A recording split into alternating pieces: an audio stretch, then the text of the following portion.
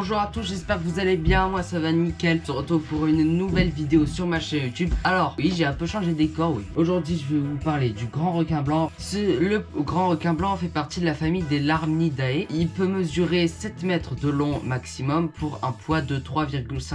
Le requin blanc peut aller dans une profondeur entre 1 et 1500 mètres. Le requin blanc peut principalement le trouver surtout en pleine mer, hein, on va dire que c'est son habitat naturel, ou aussi près des côtes au niveau des plages pour se faire percer par les vagues, parce que ce requin a une particularité, c'est que si imaginons il arrête de bouger et qu'il n'y a pas de vagues, il meurt parce que il a pas les muscles comme les autres requins. Par exemple le requin corail, lui il peut rester allongé, ses branchies elles vont se mettre à bouger justement pour avoir de l'oxygène, alors que le requin blanc, c'est vu que lui il a pas vraiment de muscles au niveau de ses branchies, si il bouge pas, il meurt parce que l'eau elle passe pas entre ses branchies. Le requin blanc, on peut presque le trouver de partout. Alors il y en a dans la Méditerranée, à l'ouest de l'Amérique et dans le sud de l'Afrique, et aussi on peut le trouver en Australie. Alors ce requin, bien évidemment, il est extrêmement dangereux, sauf que il y a, on va dire, un top 3 des requins les plus dangereux. C'est d'abord le requin bulldog, le requin blanc et le requin tigre. Le requin bulldog, de toute façon, je vais en parler dans une prochaine vidéo, ainsi que le requin tigre. Parfois, il vit en famille. Alors, le requin blanc, il ne se mange pas, il est pas consommable, sauf que au Japon ou en Chine, je crois que c'est principalement au Japon, ils tuent des requins exprès, juste pour leurs ailerons, et ils les relâchent dans la mer, donc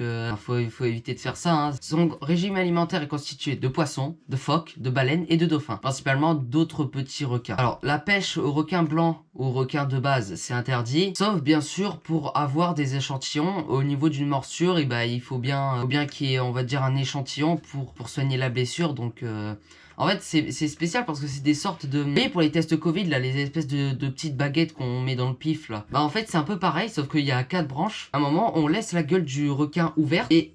justement, on frotte ça, comme dans le nez, on frotte contre les parois, contre les gencives du requin et à côté des dents, parce que c'est là où il y a le plus de bactéries dans un requin. Et donc ça permet d'avoir les échantillons. Il y a quelqu'un qui se fait mordre par un requin. Alors, si vous faites partie justement de ces gens-là qui cherchent des échantillons, vous pouvez très bien utiliser comme appât des poissons morts ou du vif. Alors, le requin blanc est un grand migrateur. En fait, je vous explique. Ce poisson, comme je vous l'ai expliqué, il peut pas vivre sans bouger. Du coup, il a besoin de bouger. Sauf que lui, c'est un grand migrateur comme la plupart des oiseaux, des poissons, voilà. Il peut traverser des milliers de kilomètres en une année. Par exemple, j'avais vu un reportage sur les grands requins blancs. Des gens, ils recherchaient justement des requins blancs juvéniles qui étaient à côté de l'Australie ou à côté du Nil. Il y avait un requin qui avait parcouru, alors tenez-vous prêts, 4320 km. C'est énorme, en un an. Pour vous dire que c'est des grands migrateurs, hein. Bon, dans tous les cas, cette vidéo est terminée. Si elle vous aura plu, n'hésitez pas à vous abonner, partager la vidéo, mettez la cloche de notification, mettez des pouces bleus et je vous dis ciao tout le monde pour de prochaines vidéos.